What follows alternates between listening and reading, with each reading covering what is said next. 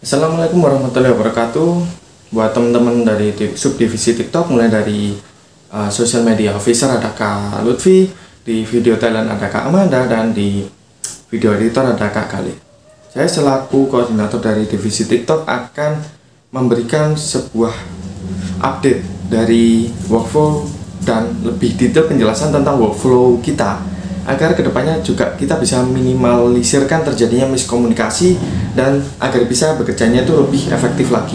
Oke, teman-teman bisa langsung cek link yang sudah saya kirimkan masing-masing sambil disimak video kali ini dan bisa langsung saya jelaskan. Yang pertama, untuk workflow-nya kan ada urutannya, ada 3 ya, mulai dari social media officer, lalu mengarah ke video talent untuk tag videonya, habis itu mengarah lagi ke video editor. Nah, kita masuk ke yang social media officer. Nah, untuk langkah ini di workflow dari Google Doc-nya ini aku buat lebih detail setiap step by step-nya supaya teman-teman ini ternyata masih ada juga yang kadang masih bingung, masih nggak terlalu paham. Jadi yang pertama dari Kak Lutfi, jadi bisa disimak baik-baik.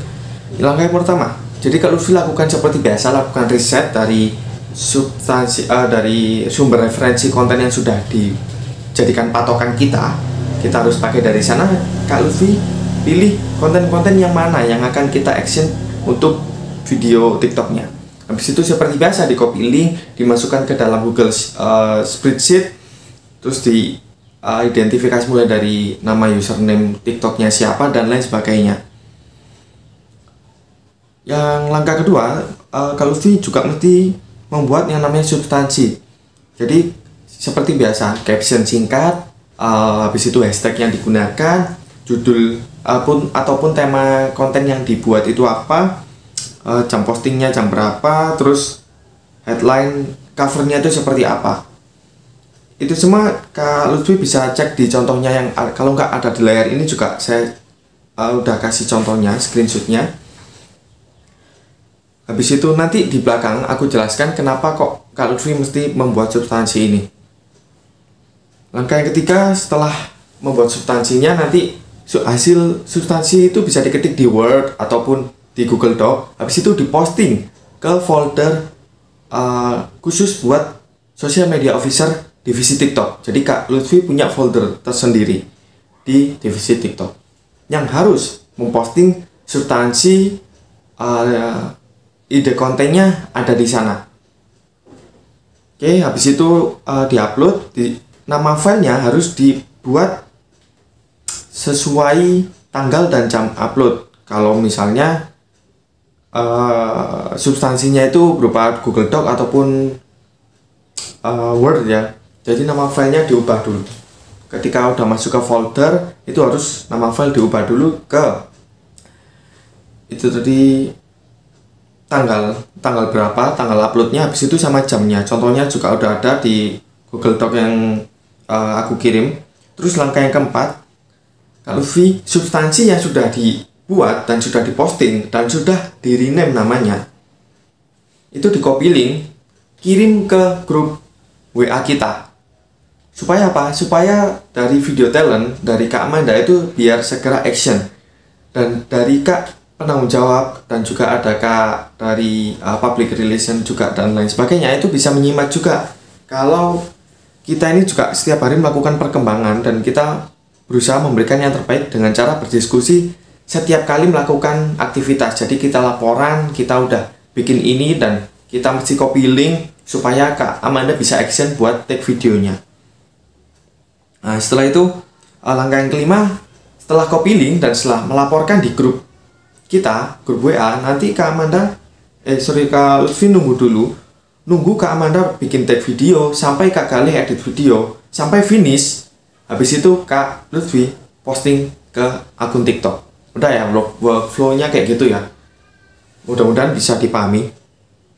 Lanjut ke workflow dari video talent dari Kak Amanda. Langkah yang pertama, Kak Amanda buka link dari, biar nggak manual cari satu persatu, Kak Amanda langsung klik link yang sudah dikirimkan oleh Kak Lutfi di grup WA kita. Yaitu mulai dari konsep materinya, kontennya seperti apa, mau konsep videonya itu berapa detik durasinya dan lain sebagainya.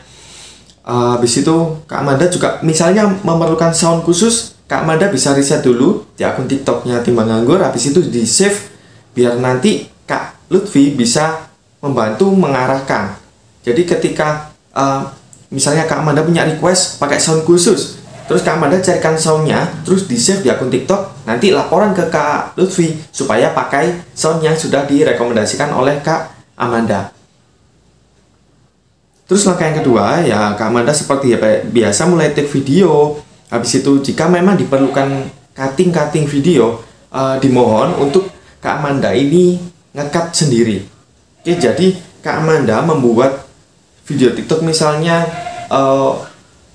ada potongan-potongan terus harus digabung jadi satu. Itu dimohon untuk Kak Amanda yang menjadikan satu itu.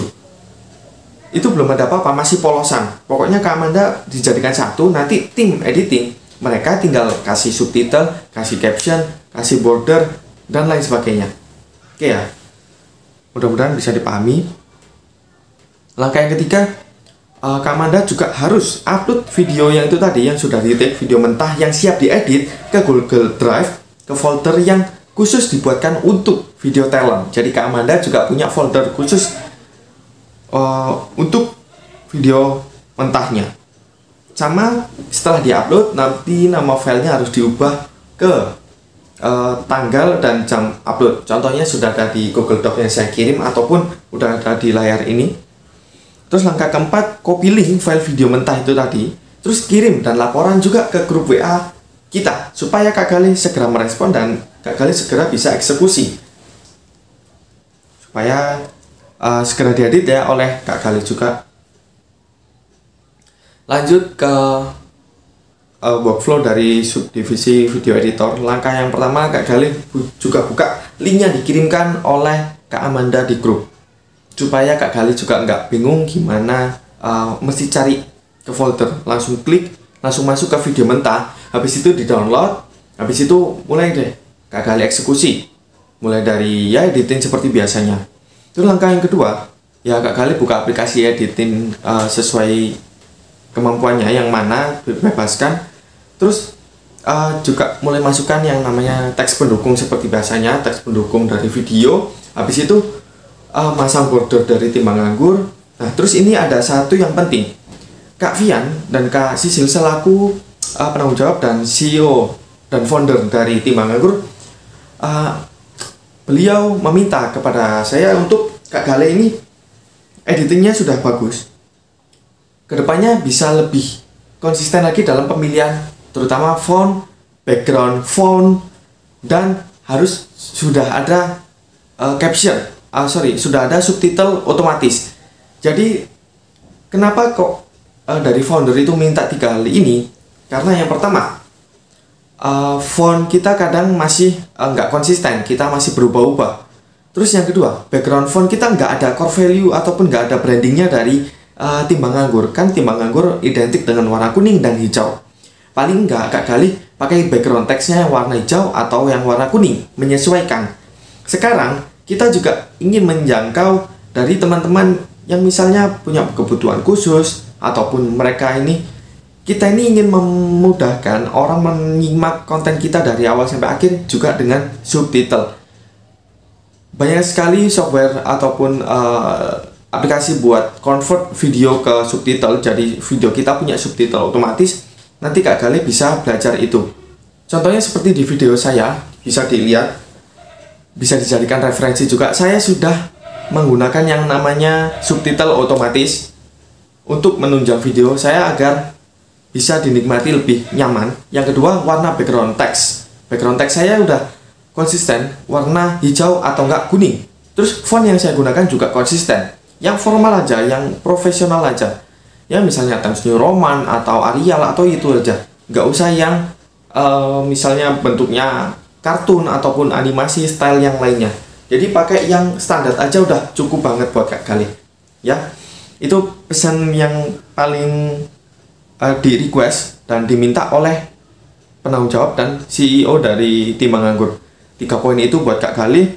Itu tadi ya, fontnya konsisten, pakai yang standar aja, biar mudah dibaca. Kedua, background text harus sesuai dengan isi videonya juga, dan warna background textnya juga harus melambangkan branding dari Timbang Nganggur, kuning atau hijau, pilihannya itu.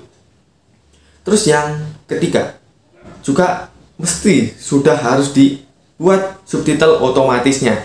Oke, kalau misalnya di HP itu ada aplikasi-aplikasi, kalau misalnya di web atau di PC itu juga ada software buat subtitle otomatis.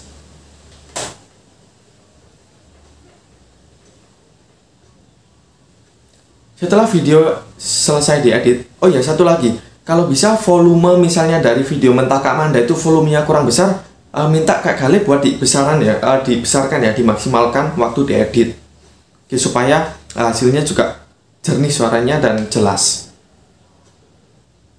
Setelah itu video di render, di save, habis itu setelah itu selesai, Kak Galih juga punya folder sendiri buat nge-save hasil editingnya.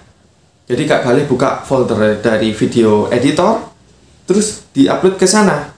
Ubah nama file ke dalam, contohnya sudah ada di sini ataupun sudah ada di Google Doc, bisa dicek. Ubah nama file sesuai tanggal upload dan jam uploadnya, biar Kak Lutfi bisa segera menguploadnya. Terus langkah yang keempat, setelah video finish sudah diupload ke Google Drive, sudah diubah nama, Kak Galih dimohon untuk copy link dan dilaporkan ke grup kalau Kak Galih sudah edit video, biar Kak Lutfi segera menjadwalkan atau segera memposting konten tersebut ke akun TikTok. Nah, kenapa ada alasan khusus sekarang? Kenapa buat Kak Lutfi, Kak Amanda, sama Kak Galih untuk sering-sering laporan di grup? Apapun yang dikerjakan itu harus apapun yang dikerjakan ada buktinya di Google Drive, karena itu menjadi salah satu penilaian dari kakak-kakak lainnya menilai kinerja dan hasil internship dari Kak Lutfi, Kak Amanda, dan Kak Galih selama di Timbang Nganggur. Jadi dimohon kerjasamanya untuk benar-benar maksimalin apapun yang dikerjakan. Misalnya Kak Lutfi, tadi apa yang diupload, substansi berupa Google Doc ataupun Word, diupload ke foldernya masing-masing. Terus Kak Amanda juga gitu, video mentahnya juga diupload ke Google Drive-nya masing-masing. Buat Kak Galih juga, hasil videonya diupload ke Google Drive-nya masing-masing. Nanti di akhir nanti akan kita lakukan penilaian juga. Itu menjadi satu faktor utama penilaian selama internship di sini. Ada saran lagi buat Kak Lutfi, kalau misalnya durasinya videonya 20 detik, terus backsound-nya cuma beberapa detik, dimohon untuk mencari backsound yang memang paling enggak lebih lah dari durasi video tersebut, atau enggak backsound itu durasinya pas dengan lagu tersebut. Kalau bisa jangan kurang. Itu bikin video anyep yang pertama. Yang kedua juga kesannya kita jadi kayak nggak niat ya Kak oleh audiens. Soalnya kemarin juga dikritik oleh kakak-kakak yang lain, kenapa kok backsoundnya itu cuma beberapa detik, padahal kan videonya durasinya lebih dari itu. Jadi dimohon untuk backsound, pemilihan backsound juga disesuaikan dengan durasi. Terus untuk volume backsound juga, biar suara Kak Amanda nggak ketumpuk, biar nggak tenggelam dan nggak kalah, volume backsound tambahan itu maksimal 20%. Terus kalau suara asli videonya dari suara Kak Amanda itu kalau bisa dimaksimalkan, dibesarkan. Terus nanti dibantu juga oleh Kak Galih waktu editing, dibesarkan juga suara dari video tersebut. Oke gitu ya teman-teman ya. Harapannya kedepannya setelah kita mengupdate dari workflow dari di subdivisi TikTok ini, teman-teman bisa semakin lebih aktif lagi dan kita bisa meminimalisir yang namanya miskomunikasi, nggak sesuai dengan ini itu. Jadi kita tahu setiap aktivitas kita itu ada laporannya. Oke, jadi bisa dimulai setelah video ini tayang dan teman-teman tonton. Mulai saat itu juga teman-teman sudah harus melakukan yang sesuai workflow-nya. Apa-apa diupload, apa-apa dilaporkan, agar kita segera bisa menilai.